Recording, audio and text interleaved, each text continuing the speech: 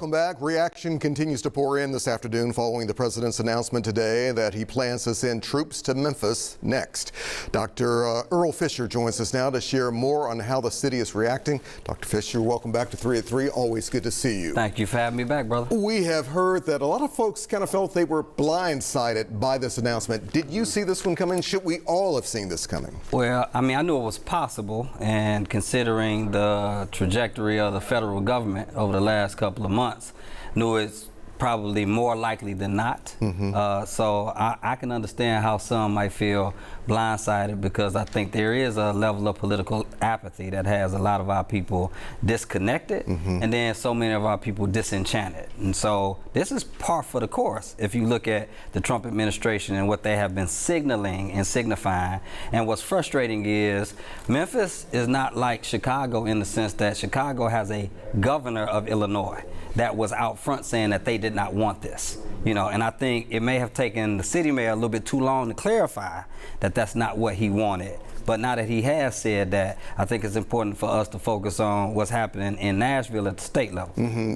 Going forward here, how do we focus our attention? What can we do, if anything, to balance this, to deal with this in any way? You know, the city officials and the county officials have all said that there's not enough information here yet. People don't really know how this is going to pan out. I know there are local organizations and individuals who are going to be organizing some sessions for us to think through some of the strategies. At the end of the day, I think we need to do, as community members, as elected officials, as city leaders, as faith leaders, all that we can to protect our civil and human rights and make sure our people are enlightened and engaged and inspired to make sure we stand up. Dr. Fisher, you and I have talked about this so many times, especially just this year alone, but we've also done it in the past.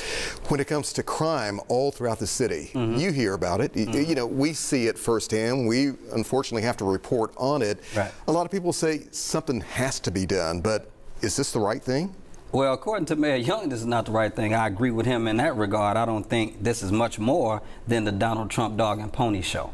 I don't think that they are about to do some significant crime reduction that is different than what the Memphis Police Department is already reporting, saying that we are at a 25-year low.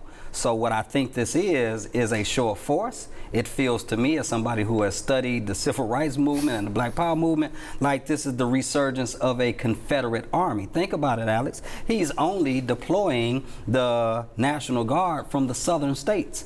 I don't think for a second that the National Guard in Michigan or Illinois or Minnesota are going to come down here, but I bet you we'll end up seeing some, not just from Fayette County, but probably some from Mississippi and Arkansas and Alabama. But you know, already we're hearing from some leaders on the Republican side saying this is not going to be contentious at all. This will be to complement law enforcement here to help reduce the crime that is plaguing the city. Well, I wish they kept that same energy and talked about the complement of health care that could come from the federal government that they were rejecting. So I don't accept those arguments in good faith.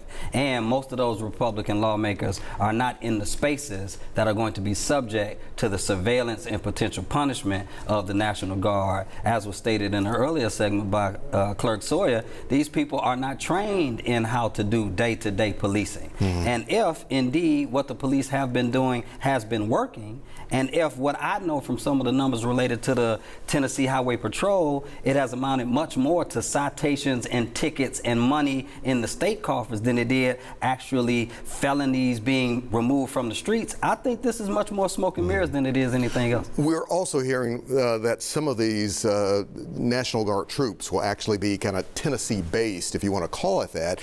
But do you think on the other side of this, Dr. Fisher, will that take away, if some of these happen to be local law enforcement officers, will it take away from what they're supposed to be doing anyway? So that's a conversation for the Memphis Police Department to answer. What I think is extremely important for the media, even as you continue to cover the trajectory of crime and violence, is see if Trump ends up taking credit for something he didn't do.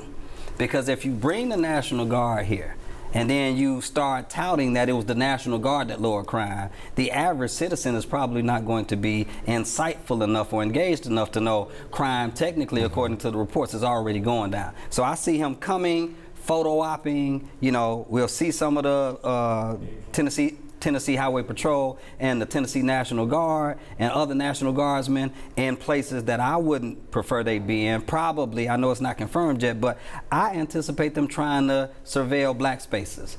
Why do you say South that? Memphis, North Memphis, because this is better for their optics. They want to make it seem like they are responsible for whatever the crime reduction may be. And so after some of those photos, they'll probably leave and go on to the next spot. And it's sad that now Memphis is going to be one of those cities that have been marked because. So let's say that is the case, though. Whose responsibility is it now to speak up or speak out, you hope?